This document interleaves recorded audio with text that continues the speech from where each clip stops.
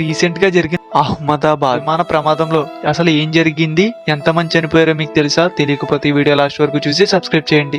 గుజరాత్ లో ఉన్న అహ్మదాబాద్ లో ఉన్న మెగానీ ఏరియాలో ఈజే మెడికల్ కాలేజ్ పై విమానం పడింది. తరువాత విమానంలో ఉన్న 56,000 లీటర్ల ఫ్యూయల్ మొత్తం కాలేజ్ పై పోయి ఒక్కసారిగా పేలిపోయినట్లు ఎయిర్ ఇండియా తెలిపింది. ఈ ప్రమాదం జరిగిన విమానంలో ప్రయాణికులు మరియు సిబ్బంది 242 మంది ఉన్నట్లు ఎయిర్ ఇండియా తెలిపింది.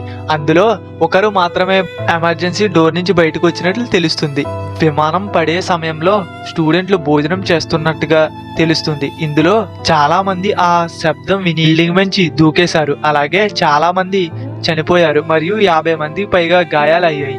ఎంతో మంది మాంసం ముద్దల్లా పడి ఉన్నారు మరియు అందులో మాజీ గుజరాత్ సీఎం ఉన్నట్లు తెలుస్తుంది. ఇంకా ఎంతమంది చనిపోయారో తెలియదు కానీ మృతుల సంఖ్య మాత్రం ఎక్కువగానే ఉన్నట్లు ప్రభుత్వం చెప్పింది. ఇండియన్ గవర్నమెంట్ మరియు ఎయిర్ ఇండియా సంస్థ వాళ్ళ ఫ్యామిలీని ఆదుకోవాలని మరియు వాళ్ళ ఆత్మకు శాంతించాలని దేవుణ్ణి మనస్ఫూర్తిగా కోరుకుందాం.